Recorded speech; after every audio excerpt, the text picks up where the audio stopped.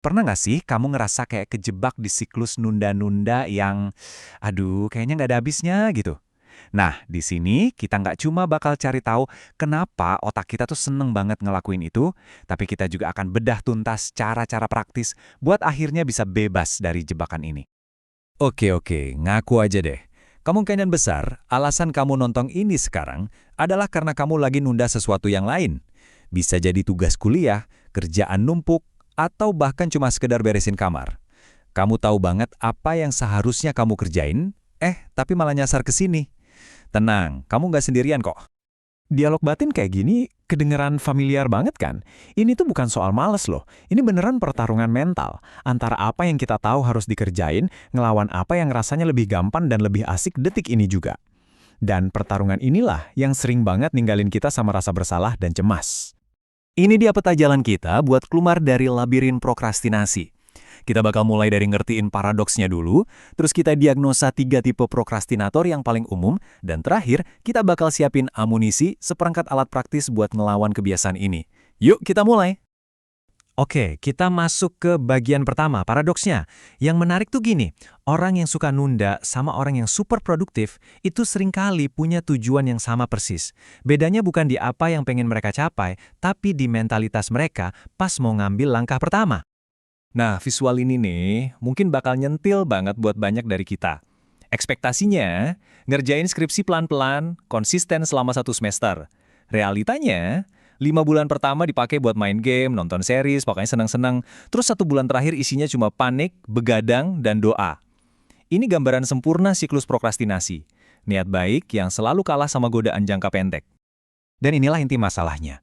Rasa sakit dari prokrastinasi itu sebenarnya bukan datang dari hasil yang gagal. Rasa sakitnya tuh datang dari perasaan bahwa kita bahkan nggak bisa bikin diri kita sendiri buat mulai. Kita jadi kayak penonton di film tentang hidup kita sendiri, dan perasaan nggak berdaya inilah yang paling nyiksa. Sekarang, ayo kita coba identifikasi, kira-kira kamu masuk tipe prokrastinator yang mana. Kita mulai dari tipe 1, si kewalahan. Ini adalah orang-orang yang ngerasa lumpuh karena punya terlalu banyak ambisi dan keinginan dalam satu waktu. Kamu pengen mulai bisnis, pengen rajin olahraga, pengen aktif di organisasi, pengen punya waktu buat keluarga, plus mungkin jadi content creator. Karena semuanya kerasa sama-sama penting, otak kamu jadi overload, lumpuh, dan bingung mau mulai dari yang mana. Hasil akhirnya, kamu nggak ngelakuin apa-apa sama sekali. Jadi kuncinya di sini. Obat buat si kewalahan itu adalah struktur.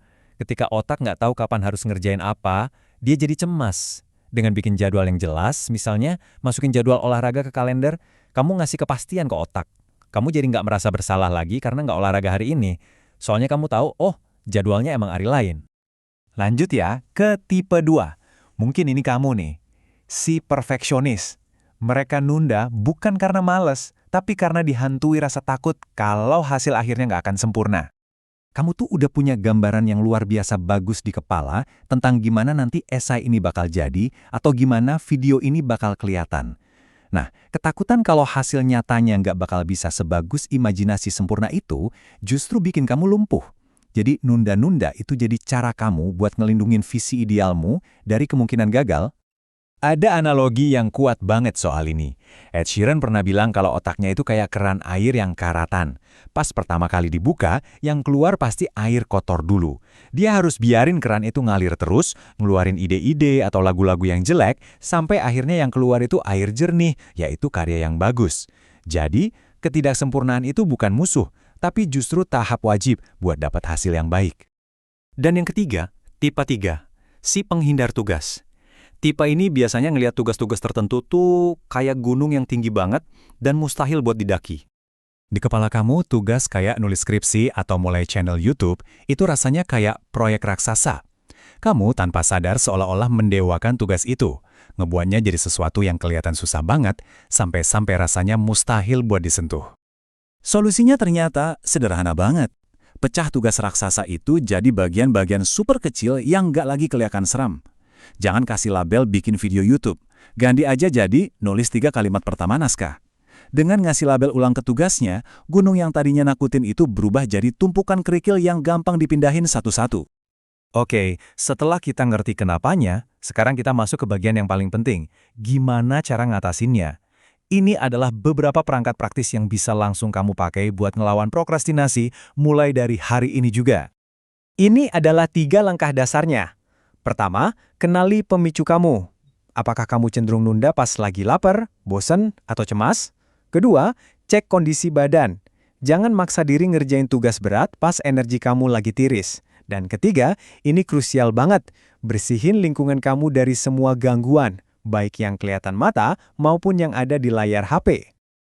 Sekarang perhatiin angka ini. Menurut sebuah riset, rata-rata kita butuh 23 menit buat bisa fokus lagi setelah keganggu sama satu distraksi digital.